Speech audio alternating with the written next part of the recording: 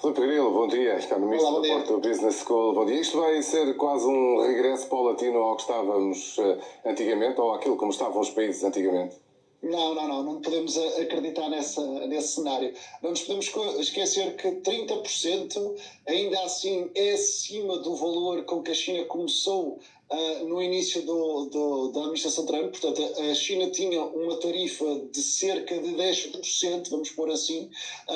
Com o dia da libertação de Donald Trump, ela subiu para 34% e depois subiu lá para os 145%. Portanto, voltamos aos 30%, o que significa que neste momento, já são boas notícias, mas neste momento estamos acima, ou neste caso as tarifas sobre a China estão acima do que era o início de Donald Trump, mas ainda assim abaixo do que foi anunciado pelo dia da libertação, o que significa que este valor, apesar de tudo, são boas notícias para o comércio internacional. Para que serviu tudo isto? Será que os Estados Unidos vão tentar, através desta negociação, tentar encontrar outras contrapartidas para outros negócios, outras áreas que ainda não estamos a ver? Sim. Isto, com Donald Trump, nós temos que pensar que há aqui vários tabuleiros em cima do jogo. Não só, obviamente, o reequilíbrio do comércio internacional, como eles chamam, mas também depois há componentes ao nível da própria política, da geopolítica e outro tipo de argumentos que nós poderemos identificar. Eu diria que o argumento económico de reaproximar o lado da produção das empresas nos Estados Unidos é o argumento mais fraco que Donald Trump apresenta, porque os Estados Unidos não têm condições para colocar as suas fábricas dentro de portas, porque não há assim tantos trabalhadores disponíveis para trabalhar. Não nos podemos esquecer que o mercado de trabalho americano tem uma taxa de desemprego muito baixa e com as deportações ainda mais escassez de mão de obra vai ter, o que significa que as fábricas nos Estados Unidos não são assim de todo viáveis.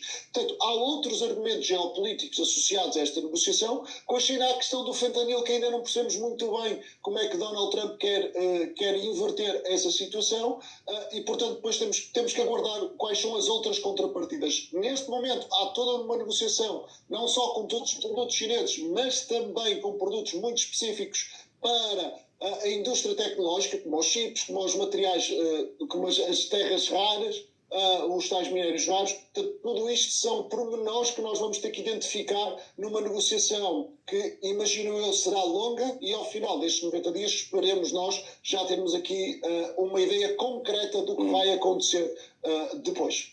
Mas era obrigatório que os Estados Unidos tentassem, ou de alguma forma fizessem mesmo uma negociação séria com os chineses, porque as implicações na economia dos Estados Unidos já está a sentir-se.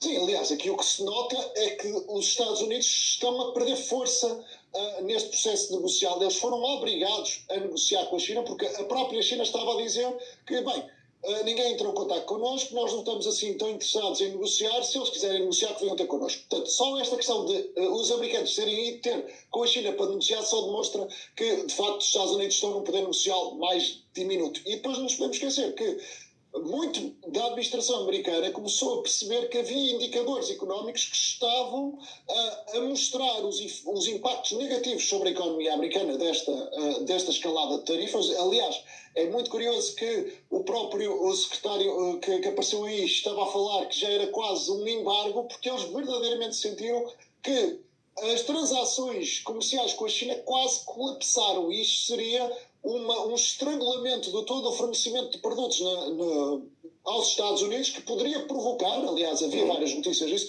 poderia provocar escassez de produtos nas prateleiras dos americanos. E isso seria muito negativo para a credibilidade dos Estados Unidos. Portanto, obviamente que Donald Trump teve que negociar isto e o que vai acontecer é que nos próximos 90 dias vai ter que haver um encerramento destas negociações, porque quanto mais arrastarmos este processo, mais negativo será o impacto deste choque na economia americana.